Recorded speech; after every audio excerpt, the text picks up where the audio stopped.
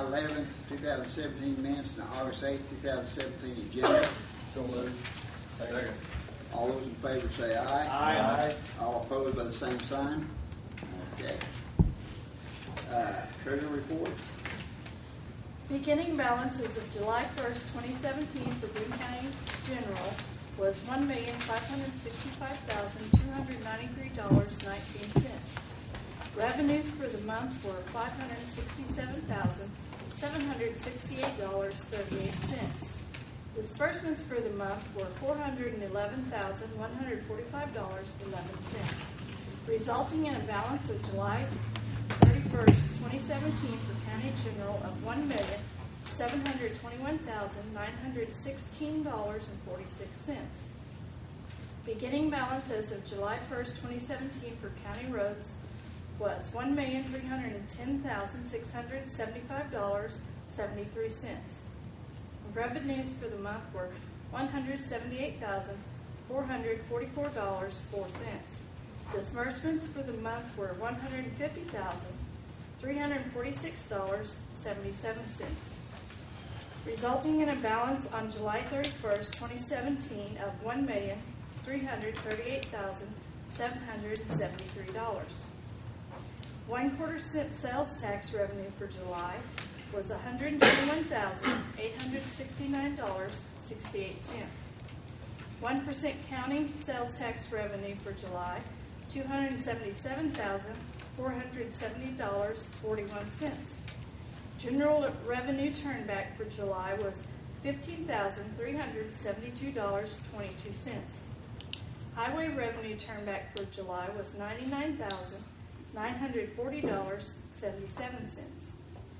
0.5% state highway tax for July was $48,545.17. Okay, thank you, Sandy. Any Quorum Court Committee reports? I was absent, but Justice Snavely presided the Finance Committee meeting, and I understand there will be one ordinance come out of there. The law enforcement committee met, and we discussed the quote in the paper and are awaiting its 17th deadline. And the Road Committee did meet, and we talked about bush hogging being done. We talked about the air conditioning in the old federal building. We also talked about trying to get you some extra money, and you were supposed to prepare a budget of what you could use. Okay. And that has to be covered down the road there today. Yeah. Did we talk about the light? We did. Yes, we did. We talked about the light and the delays that is accompanying that. Okay. All right. Announcements and presentations. I have a Miss Tina Cole, who has been a great help to us, and Jeremy with North Arkansas Economic Development. Pardon? He's going to do first. Okay. Jeremy, did you want to talk? Sure. Yes, please. Good evening, everyone. Judge Hathaway did ask Tina and I to come tonight and talk a little bit about the county's hazard mitigation plan. But before I get started, I did want to just squash one rumor. Mr. Widener is my father-in-law, but I am not leading a recall effort of any kind. That's not true. Thank you, I appreciate it. So, anyway, All deserve to mention it. It's kind of impressive. well, I just want to clear that up right off the bat. Tina Cole is with me tonight. She's our Community and Economic Development Coordinator, and she's the lead for this project in our office. Also, Jennifer Oakley from Arkansas Department of Emergency Management is here, and I wanted her to come tonight just in case you all had maybe some in-depth questions. You could get it straight from one of the funding sources for this project. Hazard mitigation plan. In the spring of this year, the the county was awarded a grant to get a hazard mitigation plan completed. And what a hazard mitigation plan is, it's a comprehensive risk assessment that ultimately, essentially identifies potential hazards, natural hazards that you would think of. Then you will identify mitigation strategies for those hazards, and ultimately you select mitigation projects. And at the end of a 2 to 2.5 year process, all that's compiled into a plan, which goes through several drafts, which finally is approved by FEMA. And when that's completed and it's approved by FEMA, and when it's adopted by this body, the good news is the county and any participating jurisdictions within the county are eligible for additional FEMA dollars. So that's the ultimate benefit for the county. And just to give you some ideas, there's really 2 primary programs through which FEMA does that. One is the Hazard Mitigation Grant Program, and that is determined off of federally declared disasters. 15% of any disaster declaration is set aside specifically for mitigation projects. So, say for example, Boone County has a plan in place. There's a disaster in actually anywhere in Arkansas, you would be eligible to apply for mitigation funding. And I guess I should stop and kind of give you an example to help you understand what mitigation funding is. I'm pretty simple-minded, so I give simple examples. A mitigation project, think if you had a bridge with a box culvert, it gets washed out, you have no plan. FEMA would come in and help you, give you money to help put that back as it was. But it's going to be after that disaster happens. By having the plan in place, you're eligible to apply for the mitigation funding that would help correct that problem, maybe a raised bridge prior to that ever occurring. So that's my simple example I use. So the first funding source through FEMA is the HMGP. That's based on disasters when they happen. The other one is the pre-disaster mitigation. That's an annual funding cycle that once you have a plan in place, you can apply for mitigation projects. A lot of them are safe rooms. You see the schools do that a lot. Flipping, I don't know if any of you are familiar with their safe room. That was through the Marion County Hazard Mitigation Plan, and it was funded through this program. True story, I'm a basketball official part-time, and I was in that safe room while officiating basketball games. So I'm really, tornado warning took place last spring, and they moved us all in there, so there's me and one other guy in stripes in with all these fans and students in the FEMA safe room. So I was really fond of it that night, although it was an awkward situation a little bit. Did you feel safe? Yeah, I felt less safe than anyone else. but I was safe from the tornado. Another example that's going on in Washington County right now that Tina's working on, and this is an example I really like to use because you think $1 million safe rooms, that's a lot of money, even at 75-25. But what Washington County has done for one of their rural communities, in the Evansville community, they applied for and received a grant to do one of the prefabricated storm shelters. And it was only about 30, how much? 36.5. So you think of it that way as well. Some of our more outlying areas, the county could be involved in some of those as well.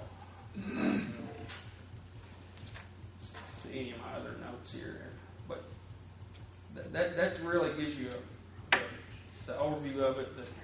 The Tina will be involved. We're in the early stages. We're forming a planning team, which is, you go through a long list of requirements that's required. Part of that is forming a planning team. We'll have all the communities involved, stakeholders in those communities. So that's kind of where we're at. She's going to talk just a little bit about that. But any questions for me, or Jennifer's here to help as well. Jeremy? you might interrupt it, this is no part of flood planning or anything like that. Absolutely. Thanks for bringing that up, Judge. I believe at one time there was a connection, but absolutely not. There's no requirement to be part of the National Flood Insurance Program. Has nothing to do with any zoning or anything like that. It's completely separate. Fred, this is what you call being proactive. We talked about that. Very important. Question. Yes, sir. Does this mitigation program deal with flooding? Yes. Absolutely. No, go ahead. That's one of the things that you're going to profile in your plan is flooding, where flooding occurs, where your flood zones are, that sort of thing, where you guys just kind of have problems with it. So you're gonna profile basically all your natural hazards that you guys have up here, whether ice storms, tornadoes, flooding, dams, the whole shot. So, but yeah, it'll profile that, and you'll come up with mitigation actions based on what your hazards are and kind of what your vulnerability, which is what's in the way of the hazard, and then what the impact is. So kind of go from there. Too, Ms. Opie, these mitigations, I practice them a lot after the flood. Right. But this is going to allow us to use them before the flood and make sure these things are done before they happen. Absolutely. They happen. Mitigation is just basically reducing your risk as much as possible before a natural disaster strikes, basically. What are you going to ask? What do we need to do? What are you going to ask from us? Well, I think Tina may be, come on. She's probably going to ask, it's not required that maybe someone from the Quorum Court be on the planning team, but other than that, other than just the involvement, maybe helping us out with survey information like we would help ask any citizen. But I'll let you speak to that. So, Thank you very much. you bet. Well, this is the fun part. I get to do the fun stuff. The process for developing this plan, first thing we got to do is have a planning team. So I'm here to recruit. I'm taking names, making a list, checking it twice. But anyway, we will be Planning is getting involved. how much planning is involved. Well, I don't like meetings much more than anybody else does, so I keep them short, sweet, and very few. I would anticipate no more than 4 to 6 meetings in the 2.5 years. Because a lot of it's going to be getting community feedback on what hazards they're concerned about, what problems they see that could maybe be fixed or mitigated. And so that's the biggest aspect of getting community input. And that's where we need help. There's several ways to do it. We can do surveys, which I don't like. But, community workshops, just getting out in the community, talking to people and getting that information. And then that's how we'll develop our strategies based on what's really needed, what's going to help the citizens in the community. So there'll be some work. I'm going to. How many people are you wanting on this committee? Well, I'd like to have at least one from each of the jurisdictions, the cities, one county person, and at least a couple of citizens, just everyday folks that work and go to school, have families. And realtors get first pick, right? Pardon me? A realtor gets first pick. Yeah. Do you pull from like first responders too? The perfect scenario would be county judge or his designee, the mayor from each one of the jurisdictions, the emergency manager, one from fire, law enforcement, and medical EMS, a couple of public works folks, and planners, which that's what we're doing, and I'll be that part, and then the school superintendent. But I believe they have their own, they've been working on their own hazard mitigation plan. But you want to get them. But we definitely want to be involved. give They them can the be involved in opportunity. the involved, so it doesn't matter. Yep. But that would be the ideal scenario. But we'll take anybody that's willing to in some time and work with the community and help get the plan going. Tina, just real briefly, Public Works is probably one of your best assets that you can have on your planning team. And the reason that is because they know everywhere, everything that pretty much happens everywhere. Also, your road people, they're excellent. So, your emergency manager is another great person to have on your planning team because they know where everything is. Your 911 coordinator, that's another great person to have available because they literally know where everything is. So anyway, just suggestions. And one thing too that I should have mentioned, at the end of this process, don't think that we have to have every potential project that you might want to do in this plan. There's some leeway in there, when we talk about maybe flood projects, that can include more than one bridge. Examples like that, every potential one we won't have to think of. Of course, we want specifics, but I just don't want you worried about it on that side. Or on the flip side, everything we mention does not have to be accomplished. You're not going to get funding for every single project, so you don't get dinged on that side either. Well, this plan is your wish list. Boy, I wish we had the money to do this, and this. And then we just gradually do what we can, as far as, getting the funding there to do the project. How do you plan for the what ifs? Let's say, what if we have another ice storm? Could that be planned in order to, buy whatever machinery it will to take and clean it up? Or is that, like we've had a draft to cut trees back, down the road, chainsaws, everything else? That type of stuff, think of your post, like recovery stuff, typically not going to be. Yeah, eligible who's for going to that. say it's going to happen again? It could happen Right. this winter again, So like, Just like what he said, though, back after the ice storm had in 2007, I went out and bought a $2,500 generator that I've not used since. Right. So it's one of those things to where it's kind of hard to figure out what you're going to need and what you ain't. But I understand what you're saying, Brian. It's tough.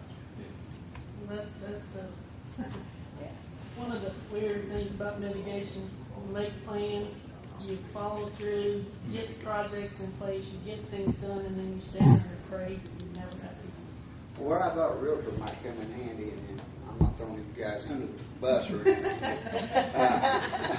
Sounds like it to me. Yeah, they can see down the pipe where maybe new developments are in the future going to be built and stuff, where we may need to do it drainage or new bridges or something like that in the future.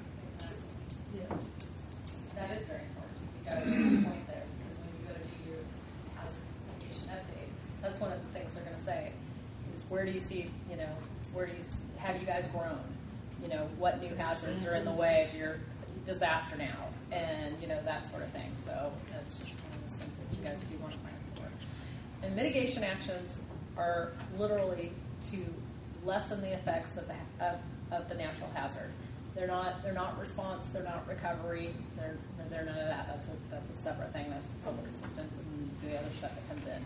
Mitigation is to alleviate, the damage ahead of time, if you will, As much as possible. as much as possible. I mean, obviously, you're not going to be able to do it 100%, but as much as you can.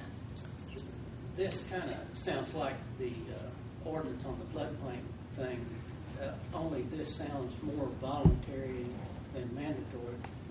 Oh, yeah. Is that right? You don't have to, nobody has to have a mitigation plan. The point of a mitigation plan is to be eligible to, actually, a well-written mitigation plan can be used in EOPs, it can be used in your budgeting, it can be used in all kinds of things because you've got all the information right there. But again, its main purpose is to allow you guys to be eligible for those mitigation dollars from FEMA. So, yeah. And I hear it all the time about, we need to plan ahead, and people want an idea where we're going, in the future and stuff. That's great. You didn't talk about that. That's being proactive. And, you know, I think it works. I think it's working. And that's why I requested this mitigation. Do we need to do what you're needing in person? Do we just need to authorize the judge to appoint who he feels, or what? No, what's the? it's totally voluntary. But there's just, there's just certain folks that know the stuff that would be really helpful in getting this plan together. I'll be a volunteer if you want. Awesome. And also, just so you know that any participating jurisdiction, which is basically anybody that has control over a piece of land, like your cities and your school districts and all that, there has to be a representative on the planning team from every single jurisdiction that participates. Yes. They don't have to participate if they don't want to, but that is one of FEMA's requirements, is that so it's not just all on one person or one group of people just to do all the work. They all have to participate and give information. And what that planning team is going to look like is basically, this is your guys' plan. So what information you want in that plan, we need to be able to get, or they need to be able to get from you, not me. Not me personally. Yeah, and that's another thing I was going to say, and that's one of the things that we help ensure. We know we go through the checklist and the requirements. We're going to make sure all the communities that said they want to be involved are involved, have planning team members. And we'll be reaching out to them, if they don't come to us, we'll go to them. Well, would you be limited to one quorum court member? Could you have 3 quorum court members? Just one? You can have as many as you need.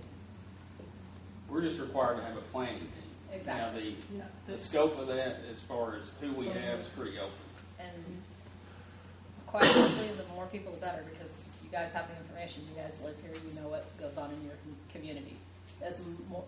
The more community participation you can have, the better that plan's going to be, and the more usable it is as a document to all you guys that are And that gives creating you this guys plan. kind of some ownership in it too. The planning team members, they just, Judge, hey, this is my plan. in order, I'd like to nominate James Widener, James Hart, and Bobby Wood. I'm not real estate. No, you're with the Soil Conservation Service. You have a lot of knowledge about water. Well, thank you for the confidence. Well, why would you skip Brian, because he's utilities? Yeah. Well, he ain't got no hair. That's half the guys in here. A lot of this is looking at past history. Is that correct? Yeah, I mean, we'll is look that at the 90% historic. of it? A lot of it is, but it's also planning for the future. So But you spoke of the What's the tornado problem with it? shelter in Washington County and Flippin School. Yes. And that would be a little bit of that planning ahead for that tornado disaster, right? Correct. I mean, I'd say somebody that's real familiar with the history, And a lot of that research, that's part of what we're doing as That's well. what I do. I get all the history of all the hazards that have hit Boone County. And, So do you contact other entities like police, fire, EMS? yeah, I'll be Road coming to the departments. LEPC meeting again, and I've already mentioned it to them a couple times when recruiting from there. That's an excellent source. The state police would be another good one, another state entity. is excellent. Again, Another question. yes, Once this is put together, you said this body has to adopt it, yes. for the county. So, once it's adopted, is there anything mandatory beyond that? The plan is, once it's adopted by FEMA, the plan is in place for 5 years from the adoption date.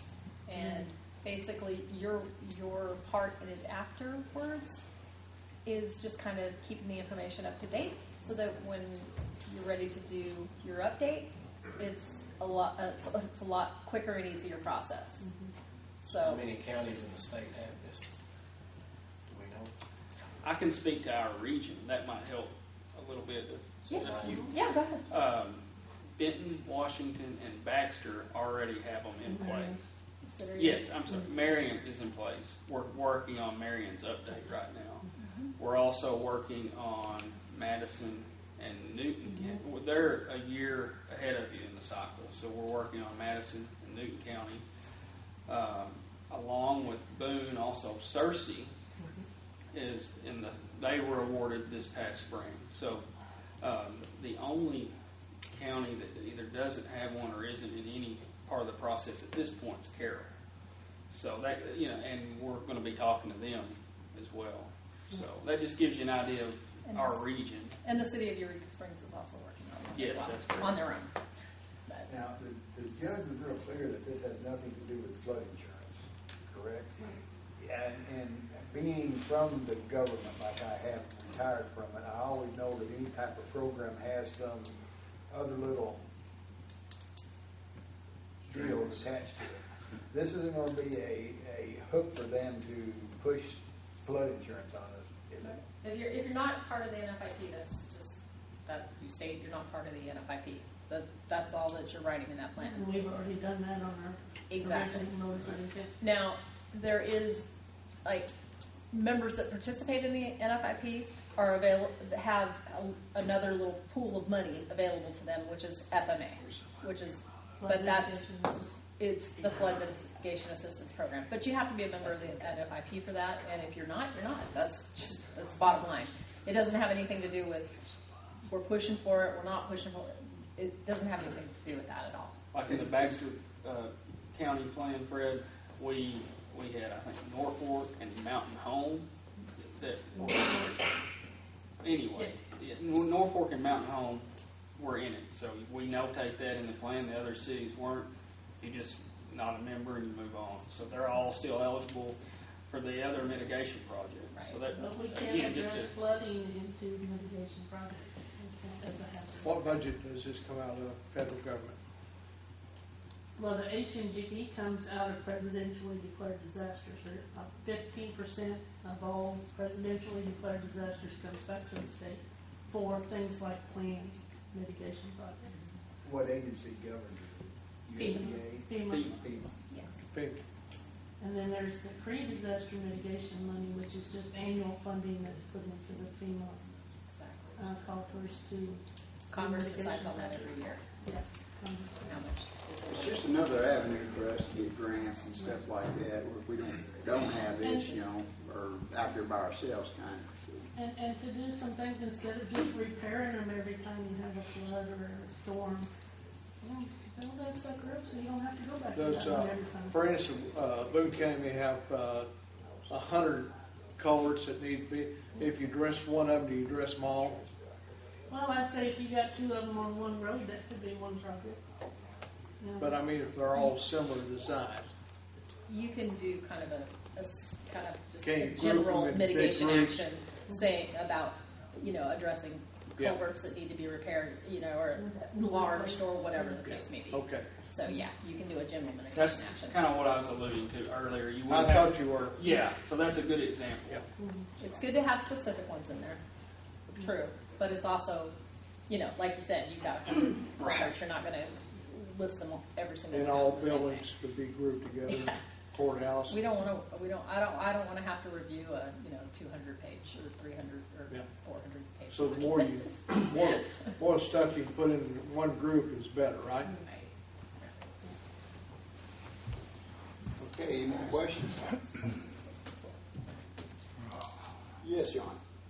Is this, with the other counties, is it, when they're identifying hazard areas, is it mostly water, flood, stuff that they're identifying, or you did mention safe rooms? Are there any other areas that they're looking at, or is that generally it?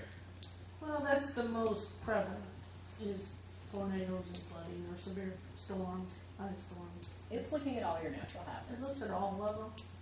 I mean, if you have a county that has landslides, it's going to include that. If you don't have landslides, don't include it. But it looks at drought. It looks at it looks at winter storms. It looks at severe thunderstorms. Just pretty much every natural hazard that you have. Fire, wildfire, that sort of thing. So. Okay, so some are addressing the possibility of a wildfire. Oh, absolutely. Most are actually, because most of our stuff has What about all of our water systems, like the your dams. Peel Huh? and the Buffalo, and all of our water systems where we get drinking water? All of our communities got pumps and stuff like that. Is those Your things? dams and levees, basically. Yeah. Okay. What about sinkholes? If you have a problem with sinkholes, yeah, you're going to want to include those in the plan.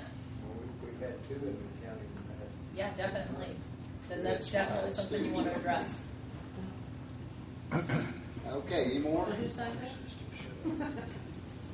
Judge, there's a motion on the floor that I made, I haven't heard that second. It's strictly voluntary, guys. So Well, I got one. who do you have, Bobby? Good, good. Y'all can think about it too. Yeah. Yeah. And I'll be around. I'll be bugging you somewhere. I guess I ought to step up and I'll volunteer. So. That's me. See, there's the experience in the roads right there. Yeah, I said either you or your road I'll volunteer. superintendent needs to be on my list. I'm on your list anyway. Yeah, you're the top lady. Yeah, sure. That's a different list. Yeah. I'm just gonna go, just real quick, the rest of the process. Once we get the planning team, then we develop an outreach strategy of how we're gonna get information in from the community. We'll assess the community assets and the capabilities that the other jurisdictions have, the county has. And then we'll conduct a risk assessment, like Jennifer was talking about, of the different hazards and, you know, what the probability is of being attacked. Like hazard. And, you know, just what's the level of damage that could possibly be done. And then develop the mitigation strategies or projects and put it all together and say, hey, let's go. Anyway. Does this do anything to those people out there that would like to get flood insurance? Does this do anything to help them toward that end? That's flood insurance is EPA, right? Flood insurance is actually through the NFIP, The National Flood National Insurance Flood Insurance Program. Program. It's totally separate. which It's is a not totally being separate covered by EPA. entity. No. It doesn't have anything to do with EPA. It's not part of FEMA. Flood NFIP, insurance program. They is not work part of close together on a lot of stuff, but they're not, I don't believe they are part of it. it's not part of, it's its own agency, Yeah. but it's very closely tied to FEMA. Let's just put it that way. So this doesn't really help them in any way except maybe to mitigate the possibility of damage from flood. For those that participate in the NFIP, when you're doing some of these mitigation actions, it boosts their rating, if you will, in the NFIP, and that could help lower rates. But they have, but that's solely on them, and that totally depends on their participation and whether they're going for that CSR rating or not. Do you have any communities in the NFIP program? Any of your cities? Harrison is. Belfont is, I believe. I don't know, down in the city is or Small not. ones. We'll find all that when we do. Does Alpena School have a mitigation plan in place? Or does the county have to have it before the school can have it? I think they're part of the co-op plan. I can double check and see. I remember seeing some newspaper articles about them wanting to do a safe room and things for them. Well, we're going to invite them Working to on that, so participate. if they weren't, I just wondered if they could already have one. They can still participate with the county. If they're already part of that Boone County co-op plan, then yes, they're eligible. And I think they are, but we can double check. We I just don't need mean to are check eligible, that. I mean, do they already have a mitigation plan? We just need to That's see what whether I'm they're saying. part of that Boone County co-op plan or not, whether they Because decide to. there is a plan in existence for I think all the schools participate in it. So if they are part of that, then they're eligible. So, sorry. Thank you all. You said they could also be in. They can be Be a part they of can our- be in both plans. But they have to participate, just like they did in their own plan. They have to give up their, participate, be on the planning committee, same thing. But that's going to be solely up to them and whether they want to be on or not. And we can But they'll check. be invited. But you can invite them. That's Tina, I appreciate it. Any more questions? Thank you. Thank you. And Thank I'll you be guys back. for coming. That's a warning. Okay. Moving on to new business. We have an appropriation ordinance and no appropriation ordinance to balance and clean the circuit judge's budget. Number 1000-0402 submitted by Justice Ralph Wynn. Do I have a motion? I make a motion, we read this in its entirety. Second. All those in favor say aye. Aye. All opposed by the same sign. Be enacted by the Quorum Court of the County of Boone, State of Arkansas, an ordinance to be entitled, an ordinance amending the annual budget for Boone County for the fiscal year 2017 and authorizing the county judge to administer such budget and for other purposes. Now therefore be it ordained by the Quorum Court of the County of Boone, State of Arkansas. Section 1, the following appropriations shall be made from the Circuit Judge Fund Number 1000-0402.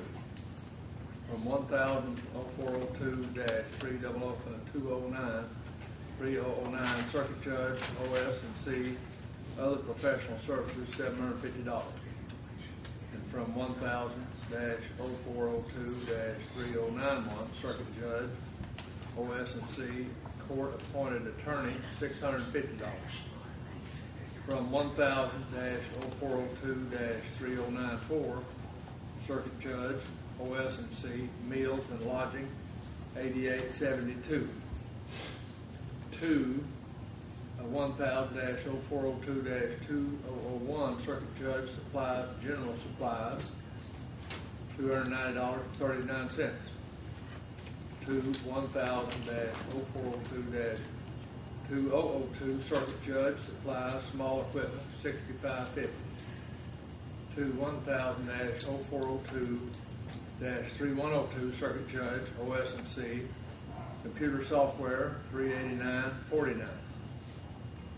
To 1000-0402-4004 Circuit Judge Capital Outlay Machinery and Equipment $743.34. This sum, $1,488.72, is the total funds in the red in this budget. This transfer of monies will put all line items back in the black. A plan is now in place for Marion County to pay the bills for the circuit judge so that this budget does not become short. This is a transfer of money from different categories of this budget, but no new money appropriated. Section 2, if any provision or section of this ordinance is held invalid by a court of competent jurisdiction, such invalidity shall not affect other provisions and sections of this ordinance. And to such end, the provisions and sections of this ordinance are declared to be several. Section 3, this ordinance herein enacted is an appropriation ordinance, and therefore it is effective immediately. I move to adopt. Second. Okay, any comments? I commend the judge on addressing this. I talked to her right after our last meeting and pointed out, our budget was looking in that to deal with it like she did. I think she has. I think she stepped up here. If I made my explanation, I talked to the judge and talked to Lucretia. What has happened here is just an anomaly. What y'all normally do for your two judges that were already, y'all were the hosts of those two judges, y'all appropriated their entire budget. At the end of the year, the other counties pay their proportionate share of that budget into the treasury. The same thing happened going to Baxter County when Sean was there, but Sean left with the Supreme Court, where y'all became the host county for this judge, and as a result, you only had about 30% of her entire budget appropriated, but you paid it all out of there. And I've talked to the other counties, and we just got to get Baxter and Marion and Newton to pay their proportionate share, and this will straighten this up. This was one of those snafus that happened because you got a new judge in, everybody appropriated the same money they've always appropriated. That one reason, Baxter may not want to pay all their appropriation because they appropriated the entire budget.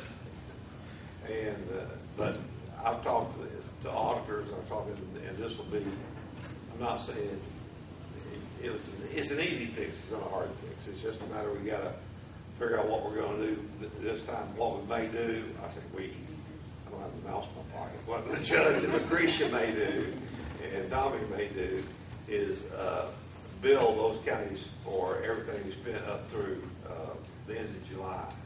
and they pay that money in, and then do it every month or every quarter. I cannot speak for Newton and Marion just yet, but I believe that I can get the counties to just pay their proportionate share in here, and that way you don't have to worry about it anymore. And then next year, we'll remember to appropriate your entire budget out of Boone County, and then reimbursement will come at the end of the year the way it has. So that was a snafu that caused the problem.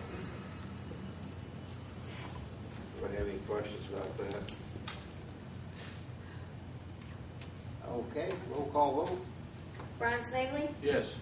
Fred Wolf, Yes. Bobby Woods, Yes. Robert Meek, Yes. Jim Hart, Yes. Ralph Quinn, Yes. James Widener, Yes. Jim Mylan, Yes. Dan Roberts. Yes. Okay, motion passes. Comments from the public?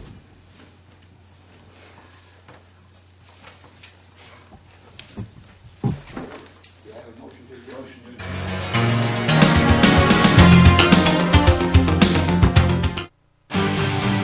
This program is brought to you as a public service of KTKO Channel.